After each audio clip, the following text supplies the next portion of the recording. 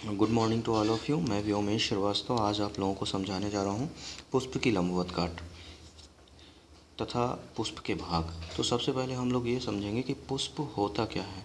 तो पौधे के जननांगों को हम पुष्प कहते हैं। पौधे के जननांगों को पुष्प कहते हैं।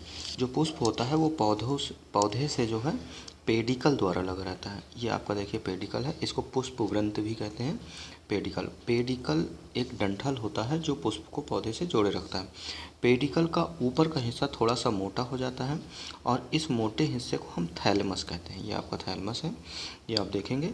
और थैलेमस पर पूरा पुष्प रखा रहता है। इसको हम हिंदी में पुष्पासन कहते हैं। मैं देखिए हिंदी और इंग्लिश दोनों को कवर करके चल रहा हूँ, क्योंकि आपको थ्योरी को समझने के लिए आपको हिंदी और इंग्लिश दोनों नाम अच्छे से आने चाहिए। तो पेडिकल पुष्पग्रंथ और थैलेमस पुष्पासन। अब आसन पर बैठा जाता है तो याद रखने के लिए आप ध्यान रखिएगा कि पुष्प जिस पर रखा हो, बैठा हो, उसे हम क्या बोलेंगे? पुष्पासन बोलेंगे। ये थैलेमस आपके सामने ये बना है, थैलेमस हो गया। अब थैलेमस के बाद पुष्प रखा होगा। अगर हम पुष्प को देखें वो मुख्य रूप से दो भागों में बटा होगा, सहायक जननांग और मुख्य जननांग। तो सहायक जननांग जो होते हैं इसके सेपल और पेटल होते हैं, यानी दो प्रकार की पंखुड़ियाँ पाई जाती हैं, पत्तियाँ पाई जाती हैं पुष्प में। एक ग्रीन कलर की आपने देखेंगे, गुड़हल को अगर देखेंगे तो ज़्यादा अच्छे से समझ में आएगा। तो गुड़हल में 5 से 7 जो कलर लीफ को बांधे रखती हैं उनको हम सेपल बोलते हैं। एक पत्ती को सेपल, और सेपल का गुच्छा जो होता है उसे हम कैलिक्स बोलते हैं। हिंदी में इनको दल, सेपल मतलब बाह्य दल, और कैलिक्स मतलब बाह्य दल पुंज कहलाएगा। इसी तरह आपका जब कलर पत्तियों की बात होगी, जैसे हम गुड़हल के पुष्प में देखते हैं तो 5 पत्तियों का समूह होता है। तो एक पत्ती को हम पेटल बोलते हैं, ये पेटल कहलाएगा। पेटल के समूह को हम करोला कहते हैं। हिंदी में पेटल को हम दल बोलेंगे और इसके पेटल के समूह को हम, यानी करोला को हिंदी में दलपुंज कहते हैं। इसके बाद इसका नेक्स्ट पार्ट जो होते हैं उसको हम कहेंगे मुख्य जननांग। मुख्य जननांग भी दो प्रकार के होते हैं। इनको हम एंड्रोसियम और गाइनोसियम बोलते हैं। इसमें एंड्रोसियम और गाइनोसियम नहीं लिखा है, एंड्रोसियम और गाइनोसियम। एंड्रोसियम इसका नर भाग होता है। ये आपका जो इस तरह दिखाई दे रहा है दोनों तरफ, ये इसका एंड्रोसियम है, इसे हम नर भाग कहते हैं।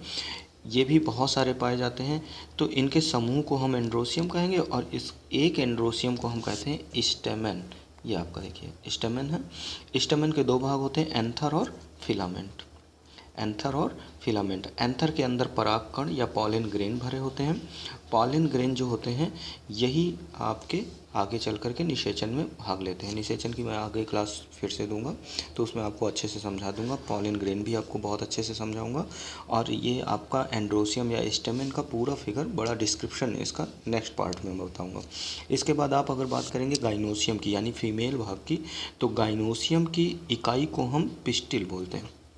ये आपको देखिए है पिस्टिल, और इसको हम कार्पिल भी कह सकते हैं, पिस्टिल या कार्पिल। कार्पिल के 3 भाग होते हैं, स्टिग्मा।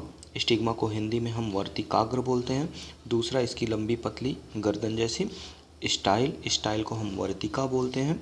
और तीसरा ओवरी। ओवरी को हम अंडाशय कहते हैं। यानी जो इसकी पिस्टिल होती है वो सुराही जैसी है, देख सकते हैं आप ये हिस्सा। मैं इसको भी आगे आपको नेक्स्ट क्लास में इसको डिस्क्रिप्शन पूरा दूंगा मैं। तो ये आपका जो ये पिस्टिल होता है, पिस्टिल के 3 भाग, स्टिग्मा, स्टाइल और ओवरी। ध्यान रखिएगा ओवरी इसका मुख्य भाग होता है। इस पर ही आपका निषेचन की क्रिया होगी और निषेचन के बाद जाइगोट बनेगा जो आपके फल का निर्माण करेगा, बीज का निर्माण करेगा। ठीक है।